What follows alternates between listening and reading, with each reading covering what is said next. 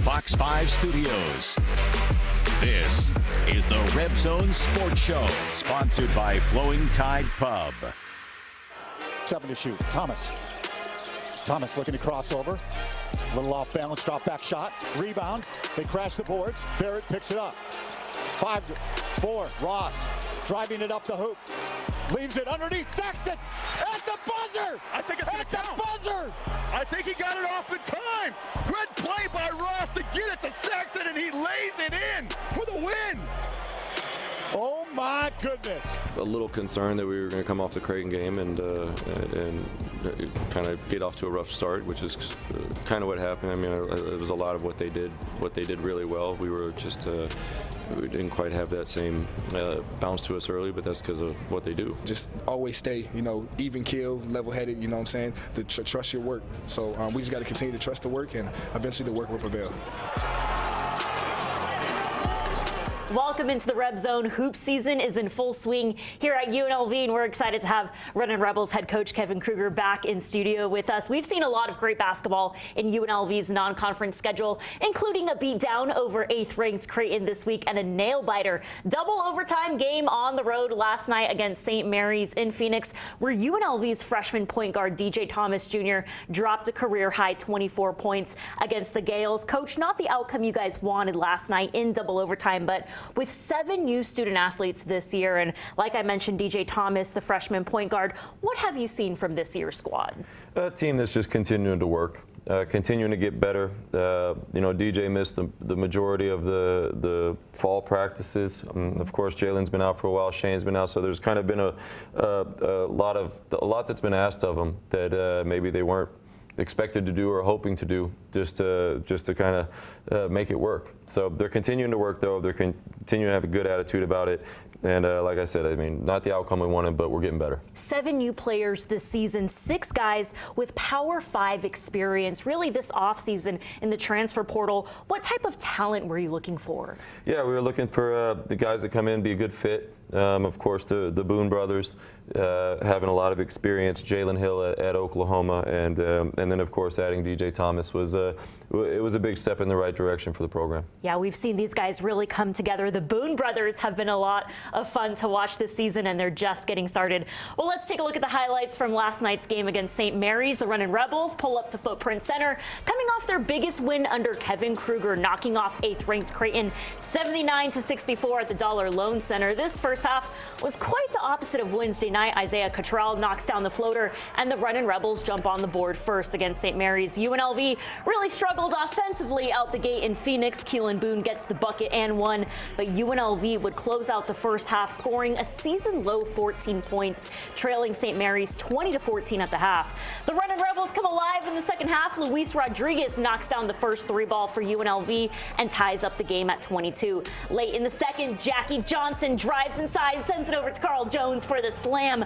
Play of the game for the Rebels. UNLV trails St. Mary's by 4, 30-26. Luis Rodriguez bringing a spark on offense. Rodriguez knocks down his third 3 of the half, and the Runnin Rebels trail St. Mary's 45-38.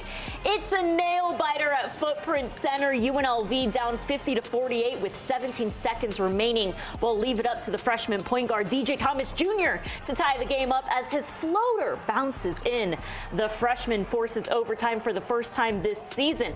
First period was all Thomas Jr. The freshman knocks down the beautiful floater, and UNLV leads 57-54. Final seconds on the clock, both teams tied up at 59. Luke Barrett shoots the 3-ball and misses. We're headed into double OT. 8 seconds left in double overtime. We're tied up at 67. Thomas Jr. throws it up for 2. No dice. The clock is running out. Final play of the game, and it's the 6'10 center, Mitchell Saxon, who hits the game winner. The Runnin Rebels lose a heartbreaker in Phoenix, 69-67 in double overtime. Here's more from the 5th-year guard Justin Webster postgame at Footprint Center. Very frustrating. I think the coaches gave us a game plan. We didn't necessarily execute the game plan, but we were still in the game. So I know he's being hard on himself for that last shot, but I told him it's not just about that last shot. I felt like on the step-back 3 that I shot with shot clock running down, I could have attacked, and then we just we didn't rebound the ball very well. So there's just a lot of things I play into the game. So I told him to just keep your head up. We're trending in the right direction. We'll be all right. Obviously, we didn't want the start that we have right now going into, conference soon. But, we got to deal with it. Just staying level-headed, continue to fight, continue to get better each and every day, and always stay, even keel, level-headed, you know what I'm saying, to trust your work. So we just got to continue to trust the work, and eventually the work will prevail. Justin Webster really showing his leadership and his poise in overtime on the road in Phoenix. But, Coach, let's talk about that first half. 14 points scored in the first half, but you guys kept St. Mary's to 20 points in the first half. What was working for you guys defensively, and what did you want to see offensively? Yeah, I mean, it was just a rock fight. Neither team scoring, but our best defensive half of the year, their best defensive half of the year. So that's just the way the game was. That's the way it was being played. So 20-14, 28-22, whatever, it doesn't really matter. But we needed to, get better looks, keep the ball moving, and in the second half that started to happen. Yeah, and Justin Webster talked about staying even keels, keeping level-headed this season. You guys coming off a big win against 8th-ranked Creighton. What did you want to see in that first half against St. Mary's? Well, just an understanding of how different the two games were going to be. St. Mary's is just plays a little different style than Creighton, and we needed to do as much as we could to be ourselves and play the games we wanted to play. And I thought St. Mary's did a good job. We got us a little off balance early, but then in the second half we were able to kind of turn it more in our favor. All right, I want to talk about Luis Rodriguez, too, the fifth-year guard from Ole Miss that was with you guys last year, really stepping up in the second half, knocking down 3 3-point buckets. What was his impact in the second half to really force the game into overtime? Yeah, hit some big shots. He struggled a little bit so far from the three-point line this year, so to see him step out there and make a couple big shots that we really needed to go down was it was great to see for him. He deserves it, and hopefully this will kind of give him a little kickstart. DJ Thomas forces the game into overtime, but as you guys get healthier and back to full strength, what are you seeing from your team right now? Yeah, I think just we've gotten a lot better in the last week and a half, and that's what we wanted. We knew with this roster, with this group, that there was a group that was going to get better as the year goes on, and yeah, as more guys are coming back into the fold, we're gonna expect more out of them. But at the same time, the schedule doesn't get easier. That's why it was put together this way.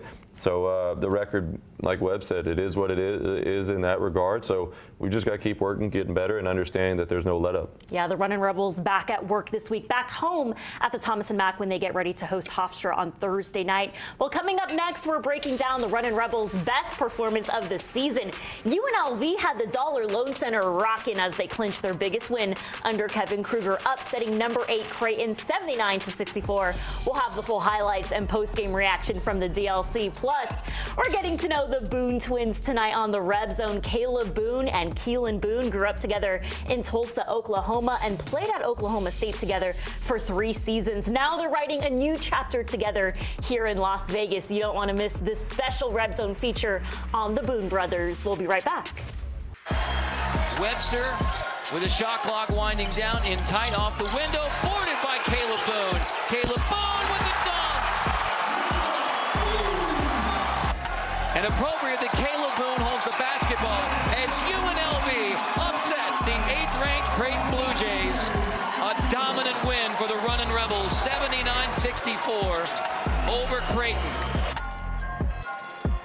Welcome back to the Reb Zone. The Runnin Rebels head coach Kevin Kruger joining me in studio tonight as we take a look back at UNLV's biggest win of the season, knocking off 8th-ranked Creighton on Wednesday night, 79-64, beating a top 10 team in non-conference play for the first time in 9 years. Coach, it was so exciting to see the Boone brothers in action, taking down a top team, one of the best offensive teams you guys will face this year. I want to talk about Boone, Keylan Boone being able to play, kind of let fans know what's been going on with him this season. Yeah, he was somebody who was a 2-time transfer, and knew coming here that there was a waiver process he was going to have to go through. But yeah, everything happened within a span of a couple hours, and he was ready to go. So we asked him if he was mentally ready to be able to play, and he said he wanted to play, so we rolled him out there. Yeah, definitely an exciting Wednesday. Kind of a crazy Wednesday getting the news about Keylan Boone and Kalib Boone, the 2 transfers that played together at Oklahoma State for 3 seasons. And tonight we have a really special story on the Boone brothers. But let's head out to the DLC and check out these highlights. The freshman point guard DJ Thomas Jr. comes out hot. The local from Liberty High School knocks down back-to-back threes, and UNLV jumps in in front 28-21 over Creighton. UNLV was in full control of the first half, one easy bucket after another, and the Rebels extend their lead 36-32 over Creighton. Thomas Jr. would close out the first half with back-to-back jumpers, leading all scorers with 14 points, and the Rebels are cruising at halftime 36-28 over 8th-ranked Creighton. Clear skies in Vegas, but hey, it was raining threes at the DLC. Keylan Boone was on fire in the second half. The transfer from Pacific combined with his twin Kalib Boone for 35 points against Creighton. UNLV knocks down 6 second-half threes and clinches their biggest win in the Kevin Kruger era, 79-64 over 8th-ranked Creighton. I'll be practicing with them every day, and they're hard workers, and we all just want to get wins. And so once you understand how you can help, you just want to put forth that effort. And obviously, Krug, he had a great game plan, and we just stuck to it, and it played out in our favor. But it felt amazing, though. It was amazing because there was a period where coach was trusting me, Key, DJ, just to run the same thing. We kept getting positive results over and over again, and that was trust is knowing the fact that me and my brother knows what we're gonna do. I knew Key was gonna, if he looks away from me, he's gonna jump, he's gonna come back, just throw the ball at me. So I stay longer than I post up longer than I should be, and it's same thing. I know he's gonna cut and where he's gonna be at. So it was a great feeling. This is what me and my brother missed for the whole past year. Coach, fans were really excited to see the Boone brothers in action on Wednesday night at the DLC. Kalib Boone and Keylan Boone spent 3 seasons together at Oklahoma State, and like you mentioned, Keylan Boone transferred to Pacific, and now they're playing their final year together at UNLV, but combining for 35 points. What did you see from their twin instincts out there? Just their excitement for each other. I think so you saw when they were scoring, they were just really happy for each other. It was a situation where they weren't sure, but they knew they had a chance if they came here together, and so we're happy that Keylan got the ability to play and play together. What have you seen on film at their previous schools? Why do they work so well together?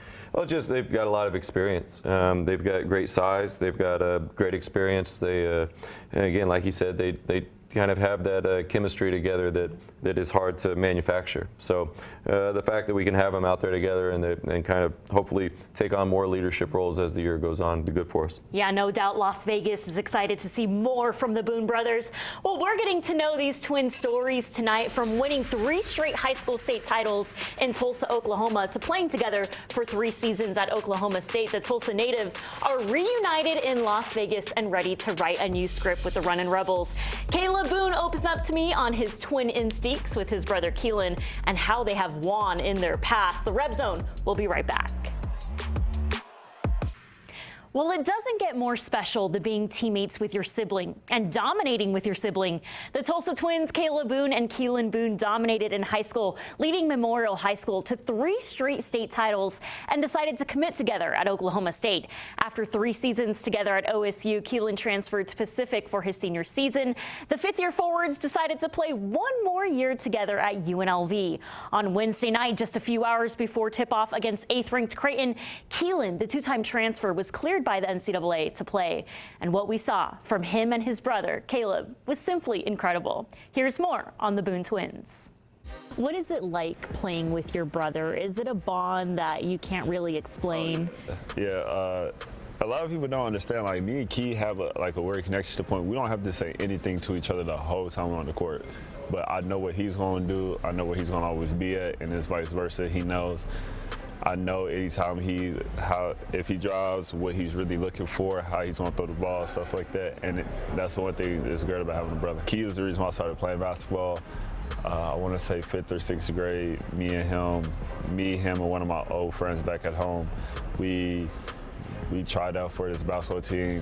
And the thing about me and my brother back when we was little is I didn't like to do anything physical. And when I got tired of something, I just quit. I would quit, and I didn't tell nobody. So I quit playing basketball. We made the team. I quit playing. I quit showing up to practice. Key kept going. And then it was getting to a period where Key will always have a game either Tuesday and Thursday, but I'll be at home doing homework or something like that. And it used to make me mad. And then the last game, his coach let me play. It was the last game of the season. Nobody cared. And mind you, I played in this game in like a khaki shirt, not a red polo shirt, khaki pants, and like school shoes. And I have fun. And then I would try to do the AAU tournament with my brother, traveled. And then the coach was like, yeah, he could play for us. And then it just started there. And then throughout the years, from high school, won 3 championships in a row. Then ended up committed to the same college and playing 3 years there. And then now we spent that 1 year apart, now we're back here together. I want to talk about the defensive edge you bring to this team. I saw a big block from you against LMU. How do you want to set the tone defensively for this team? I'll just try to set the tone to the point, like, to let my guards know that you have somebody that you can trust. If you get beat, you have somebody there that's going to try to go protect the rim for you. Basketball is a game of trust with your family, with your brothers. So I try to show them, like, look, don't think it's in the world that you got beat. I'm gonna try to go block the shot for you, and then once we do that, we're gonna go. Webster with a shot clock winding down, in tight off the window, boarded by Kalib Boone. Kalib Boone with the dunk. Your veteran experience, your veteran leadership, how do you make an impact this year? Just being a leader. Obviously, this will be my 5th year. This is my 5th year, and just bring on the knowledge and helping, being like a weight off of other people's shoulders. I always try to tell Ice, like, me and Ice have a relationship, like, he gets stuff done on the outside, I get stuff done on the inside. And I tell my guards, I got y'all back in this paint. Y'all have mines on that perimeter because I know that's what y'all good at. I'm one of those players, I'm not gonna try to go out here and do too much. I'm gonna do what I know I'm great at, and that's gonna help our team win. And hopefully they do the same. Oh, the best part of the Reb Zone is sitting down with these players, getting to know their stories. A great story on Kalib and Keylan Boone. But, Coach, we've really seen Kalib shine this season on both ends of the court. He's coming off a big win against Creighton. What have you seen from Kalib this season? Just getting more and more comfortable, I think. I think Keelan's ability to play now, being cleared, also helps him. Yeah. And but yeah, now we're 1 game or 2 games out until conference season, so we've had some time to get our feet underneath us, and we're just going to expect more and more from him. Now, and Kalib, Keylan, all the guys on the team tell me they're really excited for conference play coming up. They know how dominant and how incredible the Mountain West League is, and with conference play coming up in January, a lot to be excited for here in Las Vegas. Well, Fox 5 is headed back to Phoenix this week with UNLV football. The Rebels are going bowling for the first time in 10 years when they face Kansas on December 26th at Chase Field. We'll have more on their bowl game prep coming up next. And we caught up with the Lady Rebels before they packed their bags to the East Coast. UNLV's dominant center, Desiree Young, was named Mountain West Player of the Week after dropping a career-high 32 points on the road against Oklahoma. We'll share more on their 84-54 loss in New Jersey and hear from head coach Lindy LaRocque coming up next on the Reb Zone. We spent the weekend on the road in Phoenix with the Runnin Rebels, and right across the street from Footprint Center, where the Suns play, is Chase Field, where UNLV football will take the field on December 26th when they face Kansas in the Guaranteed Rate Bowl. Kickoff the day after Christmas is set for 6 p.m. The Rebels will be back in practice this week at the Fertitta Football Complex. We'll be catching up with head coach Barry Odom, who has been busy recruiting locally and getting his 9-4 team ready for their first bowl game since 2013. I can't wait. It's going to be a fun week in Phoenix. And the Lady Rebels are on the road this week in New Jersey. We stopped by practice before their East Coast trip. UNLV back in the AP Top 25 after beating Arizona and Oklahoma back-to-back. The 23rd ranked Lady Rebels suffered their first loss of the season on the road this weekend, 84-54, to a really good Seton team that improved to 8-3 overall. We were able to catch up with the Mountain West Player of the Week, Desiree Young, and head coach Lindy LaRocque as they look to bounce back against FDU this Thursday in New Jersey. Coming off a career-high 32-point performance on the road at Oklahoma, how do you only get better this season? I mean, doing whatever it takes for my team. That's like the mindset I have, and doing whatever it takes to win as well. Putting in the basket is just, what I do best, but also rebounding and playing defense is things that I need to work on as well. Desi named Mountain West Player of the Week, 32 points on the road. She has been an incredible athlete here at UNLV, but what are you seeing from her this season? She's just really determined, it's her senior year. She's been here 4 years, so she kind of knows how things work and what I expect and how our program rolls. And she's just really stepped up into a leadership role. And and taking that responsibility. She knows she's kind of our heart and our passion and our energy, and when she's being Desi, then we're pretty dang good. Hoop season in full swing at UNLV with the Lady Rebels and Runnin Rebels. Back at the Thomas and Mack this week on Thursday night when you guys get ready to host Hofstra at 7 p.m. Coach, we were saying in commercial break, how good does it feel to be back at home at the Thomas and Mack? It'll be nice. It'll be nice. But always have a pretty extended break for the rodeo, so it'll be good to be back at the Thomas and Mack. I saw tears in DJ Thomas's eyes post-game on the road last night. Shows his competitive spirit, his fire. What do you want to see from your guys this week in practice? Just to continue to fight, compete. You know, St. Mary's is a good team, a very established program that's been good for 20 years. And so to go down there, go toe-to-toe with them, there's a lot of good things to take from it, but of course there's some things we need to clean up and get better at. But just continue to get better. The schedule is put together with this in mind. You know, Hofstra, another team that expects to win their conference, similar to Akron, who we played, it was our last game, I believe, at the Thomas and Mack. So very challenging every night. Yeah, awesome. Well, 7 p.m. tip-off. We'll be there. Hope to see all of Las Vegas pack the Thomas and Mack and support the Runnin Rebels. We'll see you next Sunday on the Reb Zone.